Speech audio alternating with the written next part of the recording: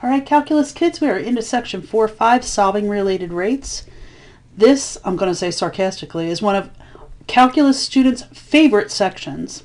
It's one that that makes you think a lot, and so it's very challenging. And so it tends to be one that they complain about the most.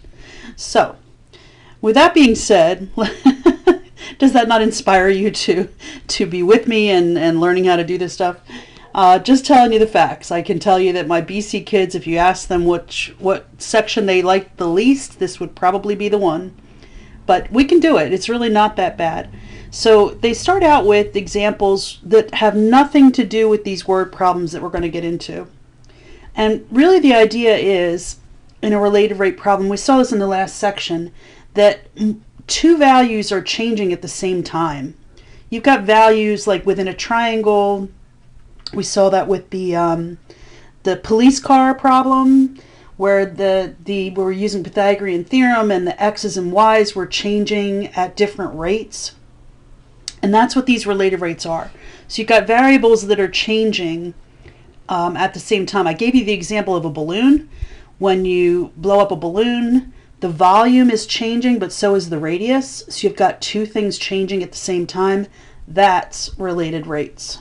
So the first problems in this section actually are just totally algebraic kind of calculus things, and they don't involve any words. So the word problems will come up in a minute. So the first one they want us to do, they want us to find dy over dt for this function. So the deal is, anytime you take the derivative of any variable, you've got to say so. So the derivative of y squared is 2y dy over dt. And then I have an equals. The derivative of 3x to the fourth is 12x cubed. Dx over dt, doesn't matter what the variable is, you got to say you took a derivative. And then plus 6, again, a dx over dt. And so when I expand that out, I end up with this equation.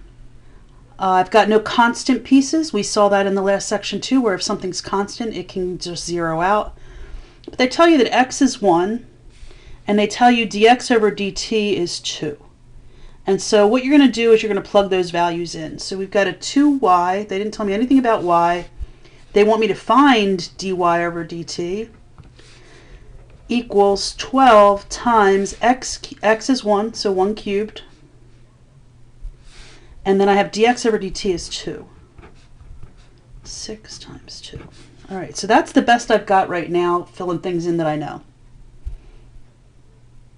Let's see what we really have. So I've got 2y dy over dt on the left equals 1 cubed is 1, 12 times 1 is 12, 12 times 2 is 24, plus 12 gives me 36.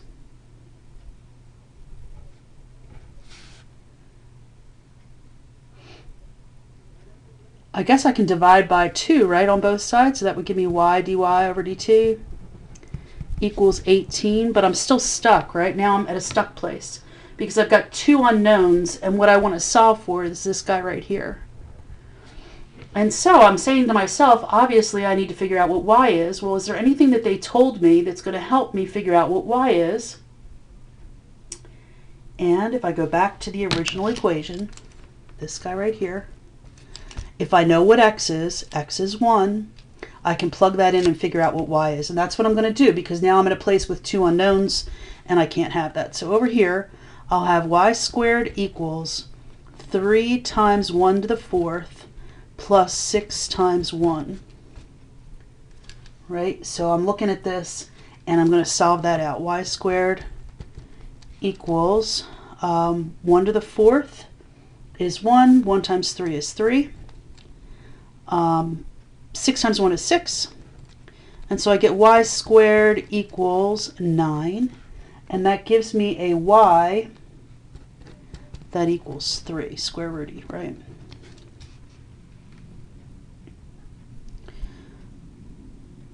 Now, how come I'm not taking a negative 3?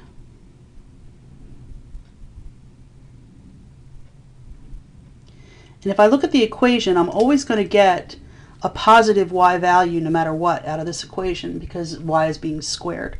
So it's always going to be a positive, y has to be a positive value. So here I go, 3y, oops, wrong color. Let me change back. 3y, 3 for y, dy over dx, or dy over dt equals 18. And so my dy over dt is equal to 6. Did they give me units? And they did not. And so therefore, that's my final answer. Dy over dt is 6. Kind of gets lost in all my scribble. Don't like to circle answers often, but there you go. Okay, so let's try some of the ones that are word problems now. There's some guidelines, some steps that they give us. Step number 1 is you want to draw a picture if you can, because you need to be able to see how how things are moving. Make a list of the knowns and unknowns and quantities. Figure out the equation that you're going to use, and then differentiate it for each variable. And then substitute in, and this is important, you don't substitute in until the very last step, the known quantities and rates that you've got. So, and they even said it at the important, substituting a non-constant quantity before differentiating is not allowed. This is really super duper important. And I'll show you a way that we're going to list it so that we remember that we're going to do it later, not sooner in the problem. So, a rectangle example. The width of a rectangle is increasing at a rate of 2 centimeters per second, and the length is increasing at a rate of 3 centimeters per second. At what rate is the area of the rectangle increasing when the width is 4 centimeters and the length is 5 centimeters? So, what do you have? You have a rectangle. I'll draw it over this side here. We've got to draw a picture, right? That's a very lopsided rectangle, but you get the idea. I've got a length and a width. I guess you could call them x's and y's. We'll keep this one as lengths and widths. A length and a width. And it says, go back to your problem, you got your picture. By the way, we'll get to that in a second. The width of the rectangle is increasing at a rate of, rate means it's a derivative. That means that dw, here's things you know, dw over dt, the width is changing at a rate of 2. Now I'm not going to put the units yet because it just gives you too much in your problem to look at. So, I mean, you can, but I leave them off and figure out the units at the end. That's the first sentence. And its length is increasing at a rate of 3 centimeters. So that's the length. dl, the rate at which the length is changing, is 3. By the way, increasing means they're positive values. At what rate is the area changing? Now, the rate of the area means you're trying to find, this is important, what are you trying to find? The rate the area is changing. In other words, you're trying to find the dA over dt when the width is 4 and the length is 5. Now these when pieces are the pieces they're talking about right here. Don't use 4 and 5 until the very last step, until after you've differentiated. So the when the width is 4 and the length is 5, those values, do not use them until the very, very, very end. Number 5, when you're substituting in the known quantities. Okay. If I'm trying to differentiate the area, then the equation that I need to figure out, so we made the list of all our known and unknown quantities, we're up to here, relate the variables with an equation. Well, what equation, what am I trying to find? I'm trying to find the change in the area. Well, what's the area formula for a rectangle? It's length times width, right? That's the equation that I need to use. So that's the guy that I'm going to differentiate. Now think about that, length times width, that means it's a product rule.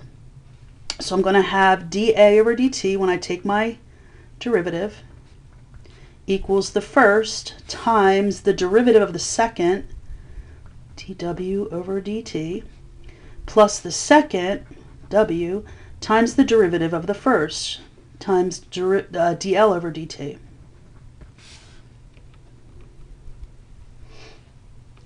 Well, I have differentiated. That's this, number 4. We did that. Now I'm ready to substitute in what I know. Now remember over here, we knew dW over dt, we know dL over dt, I know my W, and I know my L. So I can plug all four pieces. This is going to be awesome. dA over dt equals L is 5. dW over dt is 2. W is 4 from here. And dL over dt is 3. All right, here we go. dA over dt is 10 plus 12. So I get an answer of 22. Now think area. What are the units for area? It has to all fit together by things that you know already. So area units are squareds. This guy's going to be centimeters squared per second. And there's your answer. So we followed the 5-step guideline to be able to calculate out how that length and width are, actually how the area is changing, looking at the length and the width rates. All right, here comes that police car problem that we saw. I think we saw almost the same thing back in section 4.4. There was a police car, a police chase going on. A police car approaching a right-angled intersection from the north is chasing, so he's going this way, is chasing a speeding car that's turned the corner and is now moving straight east. He's going this way. When the police car is 0.6 miles north, well, 0.6 miles north, right? I'll put a 0.6 there. The car is 0.8 miles to the east.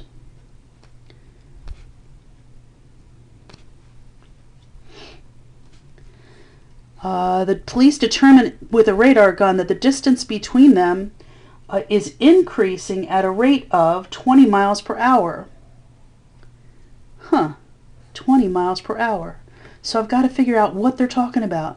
That the distance between them is increasing at, this is a rate, miles per hour. So that must be this hypotenuse. Now remember, these are our x values, the horizontal. These are the y values, and we called this z. Which means that that 20 miles per hour, the rate at which that distance is changing, is your dz over dt is 20. Again, it's a positive 20 because it's increasing. If the police car is moving at 60 miles per hour, so that's this, he's moving at a rate of 60 miles per hour. That must be my dy over dt. That's the police car, right? He's moving at 60 miles per hour. What's the speed of the car? So I'm trying to find dx over dt. What's the rate of speed of that car? All right, so we've got the picture drawn. We kind of made a list on the picture of what we've got, but let's maybe go over here and really show it. We want to, we know that dy over dt is 60. We know dz over dt is 20. And what I want to do is find, you can't see me anymore, can you? Find, there we go, dx over dt when, here's my when, the y is 0.6 and x is 0.8.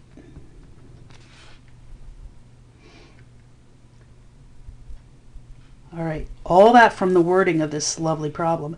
So I'm not using 0.6 and 0.8 until the end after I've derivatived the problem. So then I'm up to number 3. Relate the variables in some kind of an equation. Well, we've seen these obviously in some other problems as well throughout the last couple sections. This is Pythagorean theorem. X squared plus y squared is z squared. Derivative that, 2x dx over dt plus 2y dy over dt equals 2z dz over dt. We saw that everybody's got a 2. Divide that out by 2's. And so I'm looking at this. I'm ready to put things in. I'm ready to substitute. So didn't leave myself a whole lot of room to work, but here it is. My x is 0.8. My dx over dt is what I'm trying to find. So this stays dx over dt. Plus, my y is 0.6. My dy over dt is 60. My z, I don't know what z is. I might have to figure that out. I know that dz over dt is 20. But I've got a problem with this spot right here for my z. Right? There's a blank. I'm leaving a blank there. So let me think about that for a second. I have my original equation, x squared plus y squared is z squared. At this point, I know what the triangle should look like. The when situation, x is 0.8, y is 0.6. I can figure out what z is, and that's what I'm going to do. I'm going to go to my calculator, and I'm going to take x squared 0.8 squared plus y squared 0.6 squared equals z squared.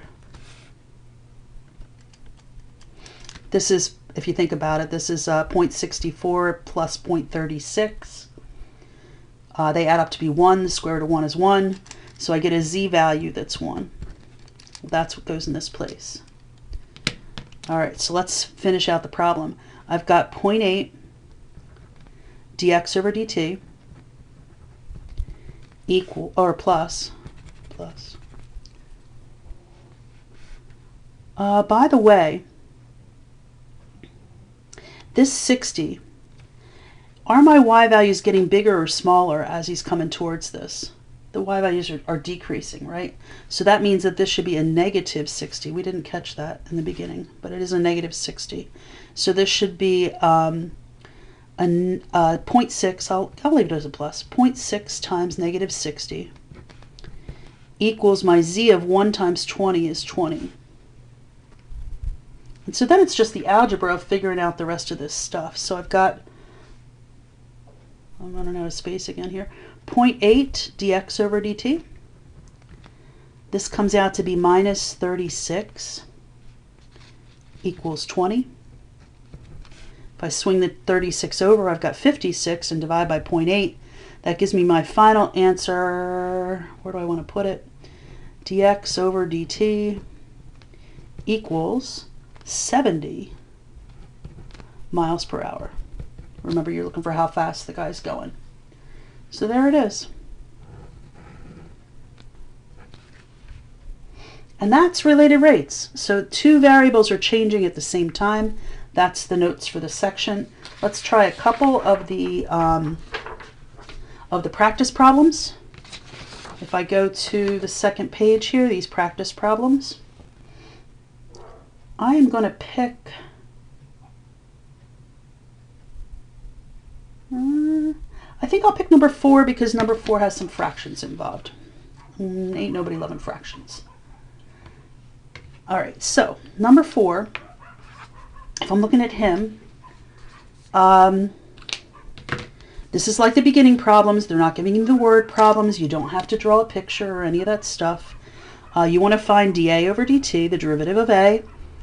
When b is 7, h is 6, db is 2, and db over dt is 2, and dh over dt is negative 3. Have an area formula. So I've got to figure out the derivative of the area.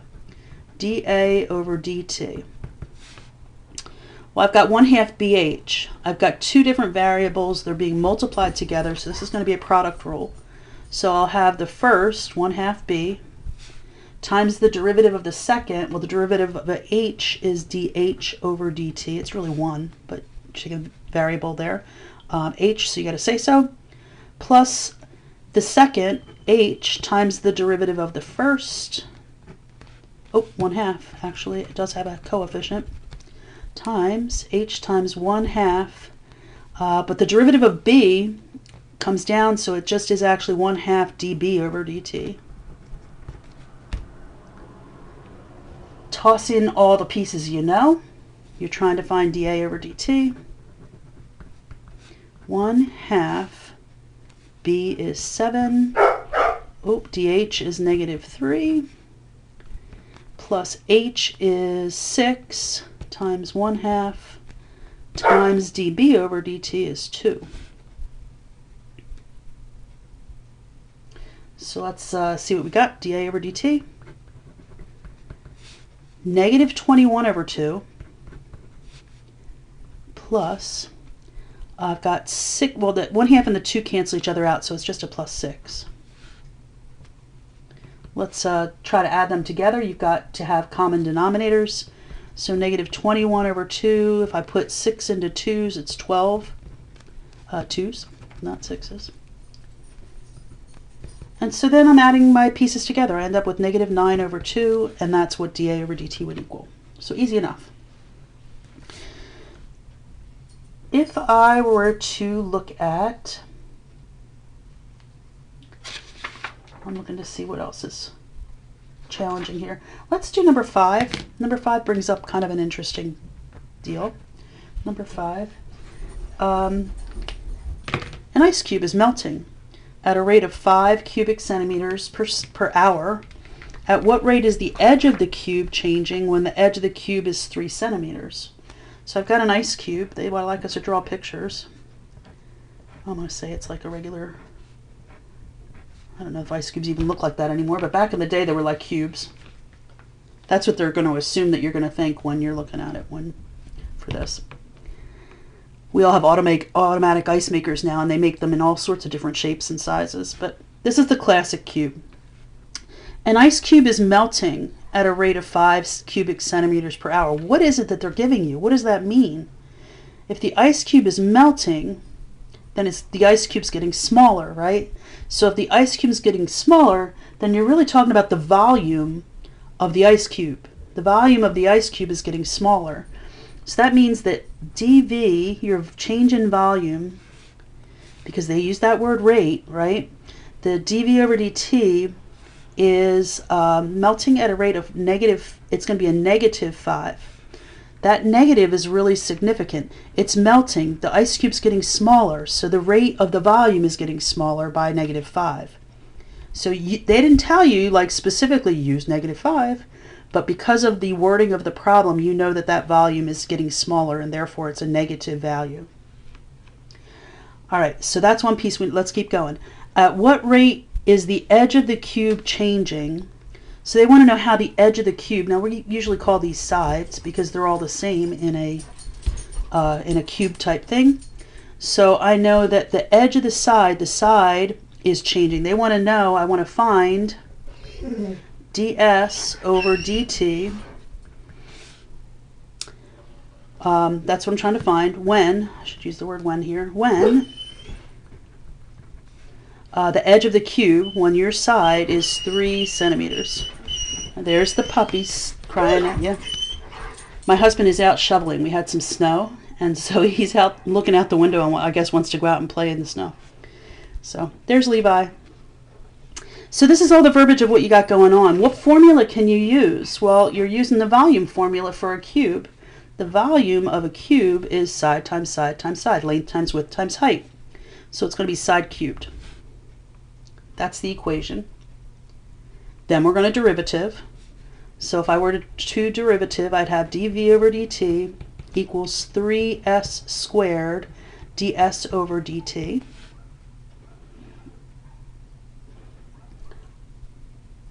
They tell me dV over dt. Oh gosh. All right, hang on. He's going to have to leave if he keeps that up. Negative 5. Hang on. Let me get the dog out of here. Up. Come.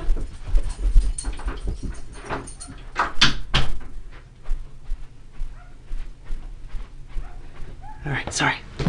How big is my side? My side, what they tell me is 3. Plug that in, 3 squared. And then I'm looking for ds over dt.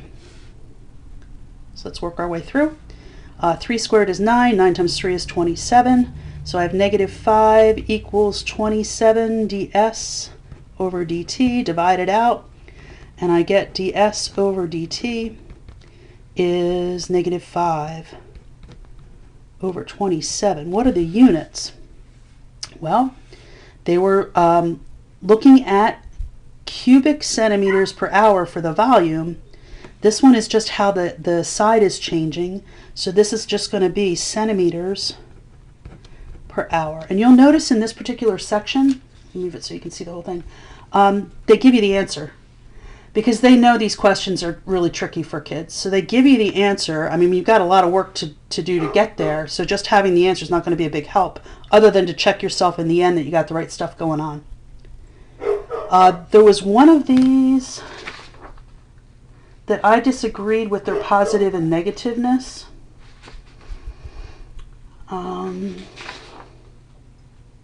Number 10. Number 10. So we'll talk about that in class. Number 10, they gave you the right answer, but I tend to think that the answer should be negative, and they gave it to you as a positive. So we'll chat about that when we're together in the classroom. All right, that was number 5. Let's pick another. If I look at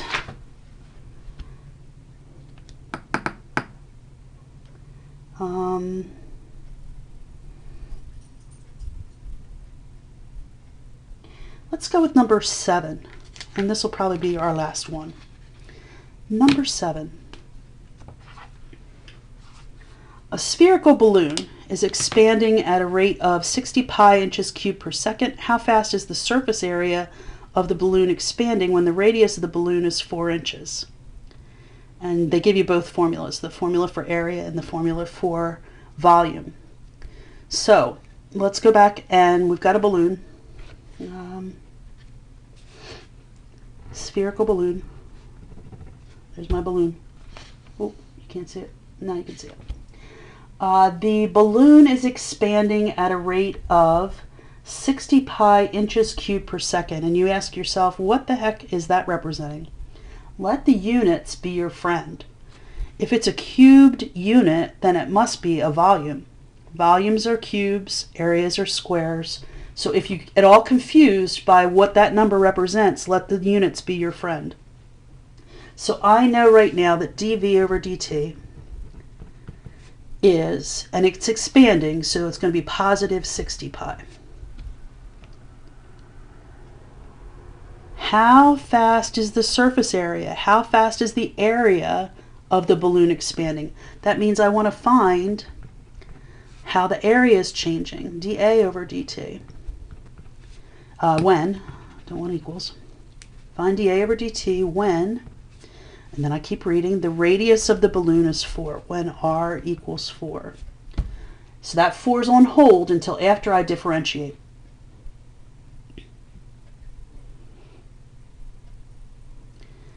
And they give you two formulas, and you're like, well, what am I supposed to use? Which one am I using for this? And the one that you want to differentiate is the one that you're trying to find, right? You want to figure out what the change in the area is. So you're going to use that area formula. So it's the area formula that you're differentiating. So I'm going to say, I'll start here. If A equals 4 pi r squared, what's dA over dt? dA over dt, bring the 2 down. Remember, 4 pi is a constant. So it's going to be an 8 pi, 1 less power, r, dr over dt. I want to find dA over dt. I differentiate it. I can put in my r of 4.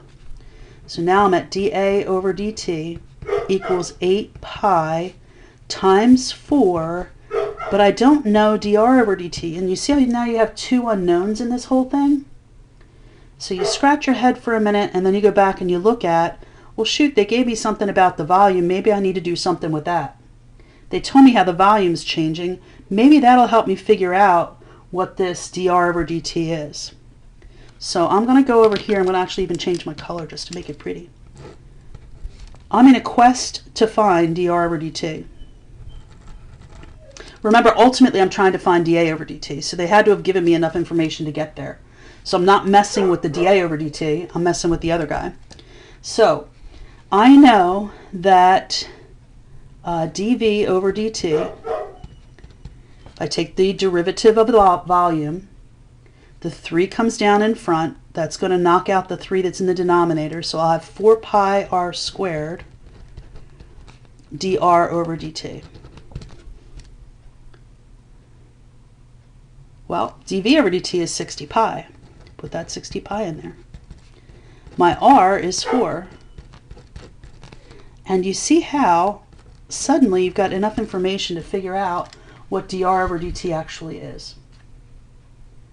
So let's keep going with it. This is 60 pi. This is 16 times 4, that's 64 pi. Dr over dt, divide it out. Dr over dt equals 60 pi over 64 pi's, and pi's cancel out. I can reduce it. It comes out to be 15/16. And so that is what's going in for your dr over dt, and then you can solve your dA over dt. So come over here to just give me room. dA over dt equals 8 times pi times 4, I'm going to say is 32 pi, times 15/16.